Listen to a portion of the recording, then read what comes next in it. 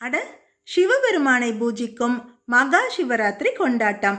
மகா சிவராத்திரி எங்க தோன்றியது தெரியுமா? திருவண்ணாமலையில தான்.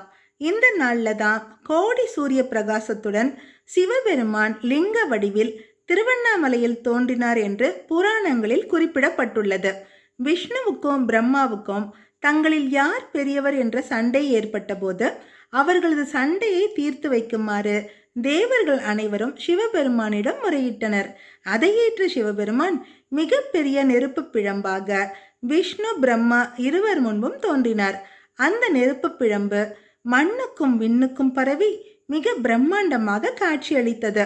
அடிமுடி காண முடியாத ஜோதி பிழம்பாக தோன்றியது ஈசனின் செயலாகத்தான் இருக்கும் என்பதை உணர்ந்த விஷ்ணு தனது முயற்சியை கைவிட்டு திரும்பி வந்தார்.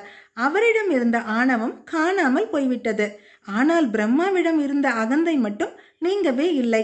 உயர பறக்க முடியாமல் சோர்வடைந்து திரும்பிக் கொண்டிருந்த பிரம்மா ஒரு தாழம்பூவை பார்த்தார். அந்த தாழம்பூ ஈசனின் முடியிலிருந்து விழுந்து பல நூறு யுகங்களாக கீழே வந்து கொண்டிருப்பதை அறிந்தார். நெருப்பு பிழம்பின் முடியை தான் கண்டதாக பொய் சொல்ல வேண்டும் என்று அந்த தாழம்பூவிடம் பிரம்மா கேட்டுக்கொண்டார். தாழம்பூவும் அதற்கு சம்மதித்தது. தரையிறங்கியதும் அந்த தாழம்பூ பொய் சாட்சி சொன்னதும் கோபப்பட்ட சிவபெருமான் நெருப்பு பிழம்பில் இருந்து வெடித்து கொண்டு லிங்க வடிவில் வெளியில் வந்தார்.